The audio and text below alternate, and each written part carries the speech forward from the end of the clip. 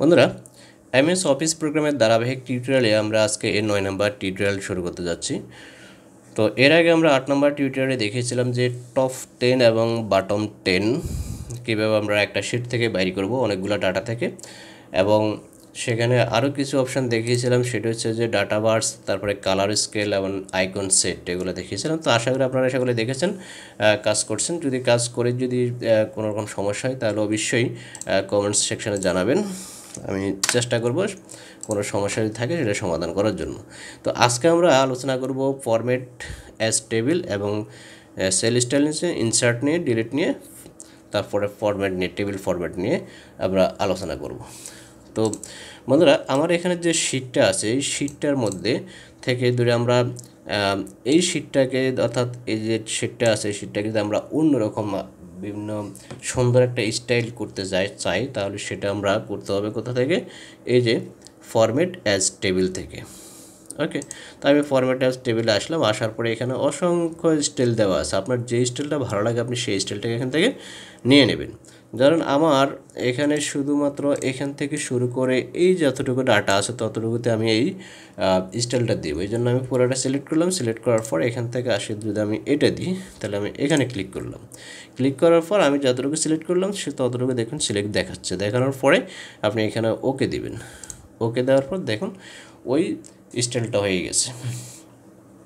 এখন আপনার এখানে দেখুন ফিল্টার হয়ে গেছে, প্রত্যেকটা ফিল্টার হয়েছে। আপনার যদি ফিল্টার প্রয়োজন হয় তাহলে ফিল্টার রাখবেন, না যদি প্রয়োজন না হয় তাহলে আপনি এখান থেকে ডাটাতে আসে ফিল্টারে ক্লিক করলে ফিল্টারটা উঠে যাবে। ওকে, তো এখানে অসংখ্য ফরম্যাট আছে, সেই ফরম্যাট থেকে আপনি যে কোনো একটা ফরম্যাট আপনি দিতে পারেন, আপনার যেটা ভালো লাগে। দেখুন এখন আমি কার্সর নেওয়ার সাথে সাথে সেটা চেঞ্জ হয়ে যাচ্ছে। তো আপনি যে কোনো একটা ফরম্যাট এখান থেকে দিয়ে দিবেন। ওকে, এরপরে আমরা এখান থেকে দেখব যে সেল স্টাইল। সেল স্টাইলটা হচ্ছে কীরকম, জাস্ট আপনার এখানে যে কোনো একটা নির্দিষ্ট সেলকে অন্যরকম করবেন। আপনার ধরুন আমরা এখানে দেখতে পাচ্ছি যে সর্বোচ্চ নাম্বার যেটা সেটা হচ্ছে কত? 318। তো 318 নাম্বার যেই সেলটা আছে সেই সেলটাকে আমরা অন্যরকম কালার করে দিতে পারি যাতে সেটা সবার চোখে পড়ে। ওকে, তো এখানে আমরা এই সেলটাতে কার্সর রাখলাম। রাখার পরে আমরা এখানে সেল স্টাইলে আসলাম। সেল স্টাইলে আসার পরে এখানে দেখুন নর্মাল, তারপর ব্যাড, গুড, ন্যাচারাল, তারপরে ক্যালকুলেশন, চেক সেল, ইনফোর্ট, এরকম অনেকগুলো আছে। এরপরে আছে হেডিং 1, হেডিং 2, হেডিং 3। হেডিং 1 একটু বড় সাইজ, এরপর হেডিং 2 একটু ছোটো, এরপরে 3 আর একটু ছোটো, 4 আর একটু ছোটো, এরপর টাইটেল যদি দেন টোটাল, এরকম। এর পরে এখানে ধরুন এই যে এখানে 20%, 40%, 60%, তারপরে অ্যাসেন্ট 1 আছে, অর্থাৎ এখানে যে কালারটা দেখাচ্ছে এটা কিন্তু সর্বোচ্চ একেবারে হাই কালার, এটার একটু তার সাথে কম, এটার একটু তার সাথে কম, এটার একটু কম, এরকম কালার দিয়ে এখানে বোঝানো হয়েছে। তো আপনার যেখান থেকে যে কোনো একটা যদি আপনার ভালো লাগে আপনি সেটাকে এখানে দিয়ে দেবেন। ওকে, এটাকে আলাদাভাবে বোঝানোর জন্য। তো আমি যদি ধরেন এটা দিলাম, এটা দেওয়ার পর এটা এরকম হলো, তাহলে এটা দেখা যাচ্ছে যে ওগুলোর সাথে এটা অন্য কালার হঠাৎ সবার চোখে পড়বে। ওকে, এরপরে আরেকটা জিনিস দেখুন, এখানে দেখুন আপনি এখানে যে সংখ্যাগুলো আছে এই সংখ্যাগুলো বা এই সংখ্যাগুলোর মাঝখানে যদি আপনি কমা ব্যবহার করতে চান তাহলে আপনি এখানে যে সেল স্টাইলের মধ্যে আসলে কমা, ঠিক আছে? তো কমা যদি আপনি ব্যবহার করতে চান তাহলে এখানে কমা যখন ক্লিক করবেন তখন সেখানে কমা চলে আসবে। ধরুন আমরা এটাতে যদি দিই কমা আসে নাই, কমা আসে নাই, কারণ হচ্ছে 3 সংখ্যার পরেই সাধারণত কমা হয়। যদি এখানে 4 সংখ্যা, 5 সংখ্যা, 6 সংখ্যা থাকে তখন এখানে কমা চলে আসবে অটো। এরপরে আমরা দেখতে পাচ্ছি কারেন্সি, অর্থাৎ আপনি যদি এখানে তো আমরা সাবজেক্ট ওয়াইজ রেজাল্ট হিসেব করতেছি, মার্ক হিসেব করতেছি, এই জন্য এখানে কারেন্সি দরকার নেই। যদি এখানে টাকার পরিমাণ হতো বা ডলারের পরিমাণ হতো তাহলে তখন কারেন্সির পরিমাণ হতো। তখন যদি কারেন্সির চিহ্নটা দেওয়ার প্রয়োজন হয় আপনাদের, তখন এখানে আপনারা কার্সরটা রেখে আপনারা এখান থেকে যে কারেন্সি দিলে সেটা দেখুন কারেন্সি হয়ে গেছে। এখন যদি বাংলা যে টাকা সেই কারেন্সিটা কীভাবে দিতে সেটা আমি দেখেছিলাম আগে, তো সেখান থেকে আপনারা কারেন্সিটা এখান থেকে দিয়ে দিতে পারবেন। ওকে, এখান থেকে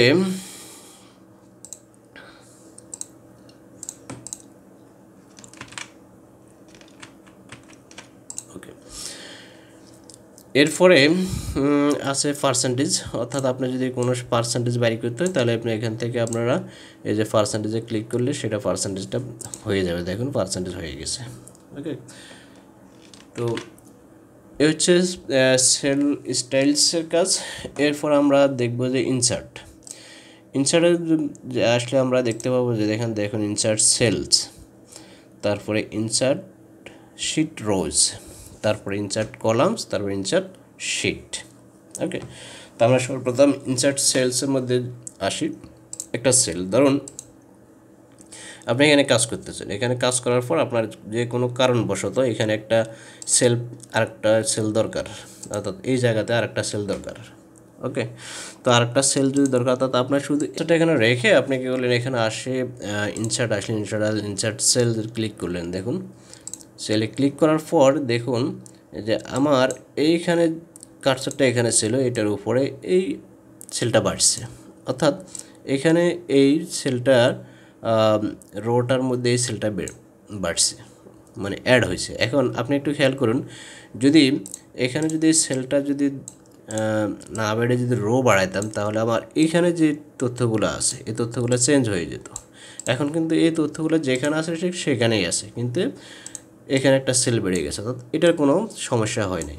ওকে, এরপরে ধরেন এটাকে আমি আবার স্বাভাবিক অবস্থায় নিয়ে গেলাম, নিয়ে যাওয়ার পর এখন দেখুন যদি আমার এখানে ধরেন একটা রো বাড়ানো দরকার, যদি আমি রো বাড়াই তাহলে কি হয় দেখুন, এখানে কার্সরটা রাখলাম, রাখার পরে আমি এখানে আসি ইনসার্ট রো দিলাম। দেখুন রো দেওয়ার পরে আমার এইটা এখানে পুরোটা একটা রো বাড়ছে, বাড়ার কারণে এই যতগুলো তথ্য আছে সবগুলো নিচে নেমে গেছে এবং সাথে সাথে এইটাও নিচে নামে গেছে, এগুলোও নিচে নামে গেছে, অর্থাৎ এখানে পুরো একটা রো এখানে ইনসার্ট হয়েছে।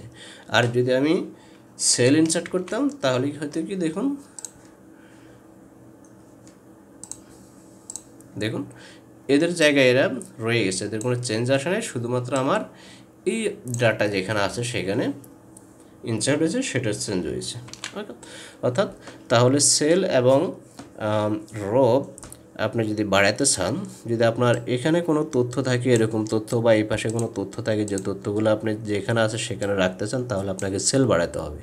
আর যদি পুরোটা শিটের আপনার যদি বাড়াতে হয় চেঞ্জ করতে হয় তাহলে আপনি রো বাড়ালে চলবে।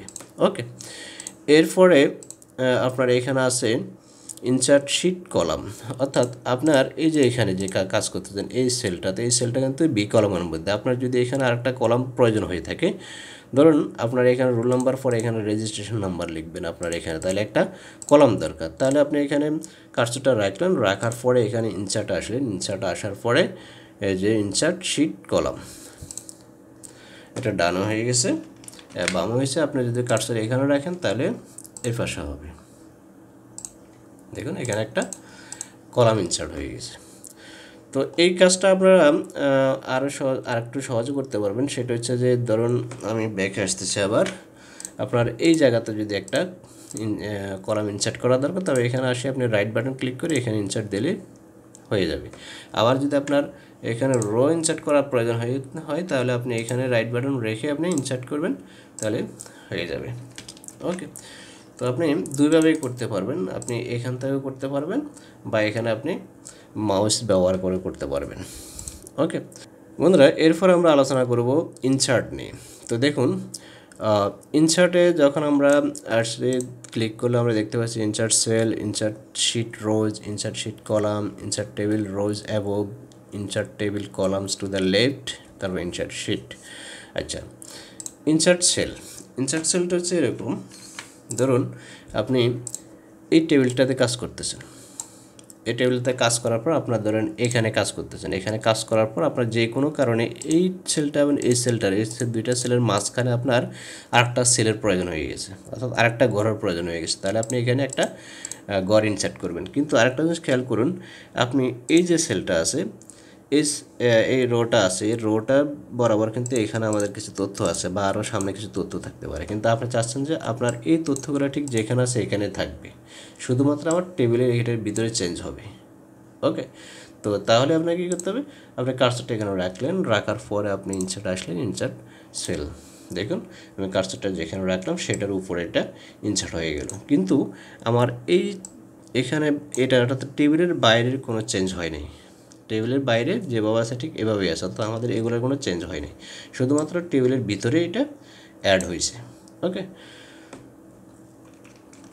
এরপরে আছে যেটা, সেটা হচ্ছে যে ইনসার্ট শিট রোজ, অর্থাৎ আমার এটা হলো একটা শিট, অর্থাৎ এই পুরাটা হলো একটা শিট।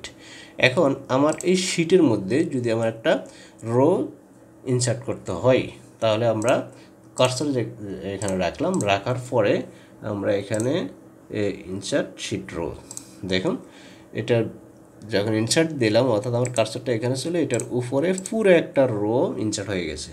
এখানে দেখুন, এখান থেকে বুঝতে পারবেন যে এখানে এটার নিচে কিন্তু আরেকটা রো আসছে।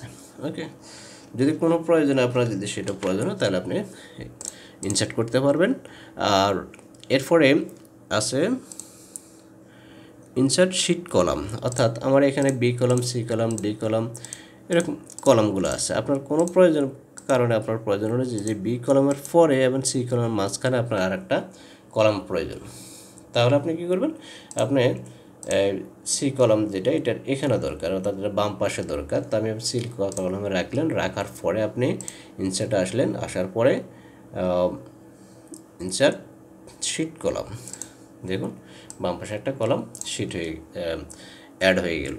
ওকে, এরপরে আমরা যেটা দেখব সেটা হচ্ছে যে ইনসার্ট টেবিল রোজ অ্যাবাব, তো যেটা আমরা একটু আগে ইনসার্ট সেলের মধ্যে আলোচনা করছিলাম, এই যে ইনসার্ট সেল সেটা এবং ইনসার্ট টেবিল রোজ অ্যাবাব এই দুইটা একই রকম কাজ।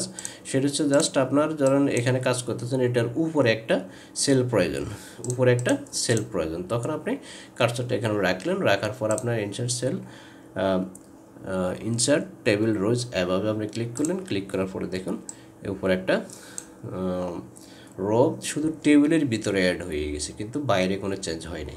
ওকে, এটা হচ্ছে ইনসার্ট টেবিল রোজ অ্যাবাব। এরপর আছে insert table column the left, অর্থাৎ আপনার এই যতটুকু কাজ করতেছে টেবিলের মধ্যে শুধুমাত্র কোনো একটা কলাম অ্যাড করা দরকার বাম পাশে। তাহলে ধরুন আপনার এটার বাম পাশে এই যে নাম অর্থাৎ নেম, এটার বাম পাশে একটা কলাম অ্যাড করবেন, তাহলে আপনি কি করবেন, insert table column the left click করলেন, তাহলে দেখুন এই যে নামের বাম পাশে একটা কলাম, এটা শুধুমাত্র টেবিলের ভিতরে কিন্তু এটা চেঞ্জ হয়েছে, কিন্তু বাইরে কোথাও চেঞ্জ হয়নি। ওকে,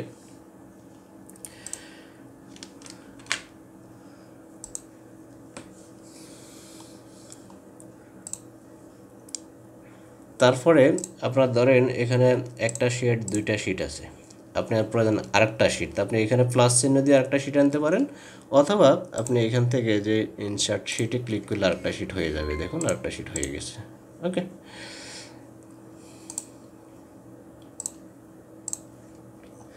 এরপর আমরা দেখতে পাই যে ডিলিট অপশানটা, দেখুন ডিলিট সেল ধরুন আপনার এই সেলটা অর্থাৎ টেবিলের ভিতরে শুধুমাত্র এই সেলটা আপনার প্রয়োজন নেই, এটা আপনি ডিলিট করে দেবেন। তাহলে আপনি এই কার্সরটা এই সেলে রাখলেন, রাখার পরে আপনি ডিলিটে আসলেন, ডিলিট সেলে দিলেন, দেখুন সেল হয়ে এই সেলটা ডিলিট হয়ে গেল, কিন্তু টেবিলের বাইরের কোনো অপশান চেঞ্জ হয় নাই। ওকে, এরপরে আছে ধরুন এখানে ডিলিট শিট রোজ, অর্থাৎ আপনার এই পুরো শিট অর্থাৎ এর 1 নম্বর শিট, এই 1 নম্বর শিটের আপনার একটা রো, এই পুরো রোটা আপনার প্রয়োজন নেই, এই রোটা আপনি ডিলিট করে দেবেন। আমি যখন ডিলিট করবো দেখুন আপনি এই অপশানটা দিয়ে খেয়াল করবেন, এটা কিন্তু একবার উপরে চলে আসবে। দেখুন আমি এখানে রাখলাম, রাখার পরে আমি ডিলিটে আসলাম, শিট রোজ ক্লিক করলাম, দেখুন এটা একবার উপরে চলে গেছে, অর্থাৎ এখানে একটা অপশান একটা রো ডিলিট হয়ে গেছে। দেখুন আমি যদি ব্যাকে আসি, দেখুন এই যে এনআইস আহমেদ যেটা এর ওটা ডিলিট হয়ে গেছিলো। এরপর আছে শিট কলাম ডিলিট, অর্থাৎ আপনার যদি এখানে কোনো কলামটা যদি ডিলিট করার প্রয়োজন হয়, ধরুন আমার এই কলামটা আমি ডিলিট করে দেব, তাহলে আমি এখানে কার্সরটা রাখলাম, রাখার পর আমি ডিলিট অপশান আসলাম, তাহলে ডিলিট কলাম শিট কলাম, তাহলে দেখুন এটা ডিলিট হয়ে গেল। ওকে, এরপর আছে ডিলিট টেবিল রোজ, এত এর উপর আমরা যেটা দেখলাম রো, সেটা হচ্ছে কিন্তু পুরা শিটের, অর্থাৎ পুরা শিটের কলাম এবং রো ডিলিট করার জন্য। এখন আমরা যদি শুধুমাত্র টেবিলের ভিতরে কোনো রো ডিলিট করতে চাই, ধরুন আমার টেবিলের ভিতরে এই রোটা প্রয়োজন নেই, এটা আমি ডিলিট করে দেবো, তাহলে আমি শুধু এখানে এটা রাখবো। তার আমি এই রোটাতে রাখলাম, এই রোটাতে মধ্যে আমি যখন কার্সরটা এখানে রাখলাম, রাখার পরে ডিলিট অপশানে আসি আমি, ডিলিট টেবিল রোজ, দেখুন ডিলিট করে দিলাম। ডিলিট করার পর তার মানে কি, এখানে শুধুমাত্র টেবিলের ভিতরে যতটুকু ছিল সেটাই ডিলিট হচ্ছে। যদি পুরাটা ডিলিট হতো তাহলে আমার এটা চলে যেত, কিন্তু এটা যায়নি। দেখুন আমি ডিলিট করছিলাম এটা, এই রোটা, টেবিলের রোটা, ঠিক আছে। তো এটা ডিলিট করার কারণে এটা কিন্তু যায়নি, দেখুন এটা কিন্তু জায়গায় রয়ে গেছে, অর্থাৎ শুধুমাত্র টেবিলের ভিতরে রোটা ডিলিট হয়ে গেছে। এরপরে আসছে ধরুন কলাম, ঠিক একইভাবে টেবিলের কলাম, শুধুমাত্র এই টেবিলের মধ্যে যে কলামটা আছে সেই কলামগুলো, সেখান থেকে যদি কোনোটা ডিলিট করতে হয় তাহলে এখানে কার্সরটা রেখে আপনার ডিলিট টেবিল কলাম, তাহলে টেবিলের একটা কলাম ডিলিট হয়ে যাবে। ওকে, এরপরে আছে ডিলিট শিট, অর্থাৎ আমরা এখানে যদি আরেকটা শিট নিই, ধরুন এই শিটটা নিলাম, এই শিটটা নেওয়ার পর আমার এই শিটটা প্রয়োজন নেই, তাহলে আমরা এই ডিলিট শিট, দেখুন শিটটা ডিলিট হয়ে গেছে। আছে ফরম্যাট। ফরম্যাটের মধ্যে যেটা হচ্ছে সেটা হচ্ছে যে, ধরুন আমার এখানে যে টেবিলটা আমি বানালাম, এই টেবিলটার এখানে আসি, আমার রো হাইট, অর্থাৎ এই যে একটা রো, এই রোটা এতটুকু, এটার কতটুকু চড়া হবে, হাইট কতটুকু হবে, সেটা আপনি এখান থেকে সিলেক্ট করে দিতে পারবেন, ঠিক আছে। ধরেন এখান থেকে আসলেন, আসার পরে এখানে হাইটটা আপনি এখান থেকে ধরেন 1 ইঞ্চি, একেবারে ছোটো হয়ে গেছে, তাই না। যদি এখানে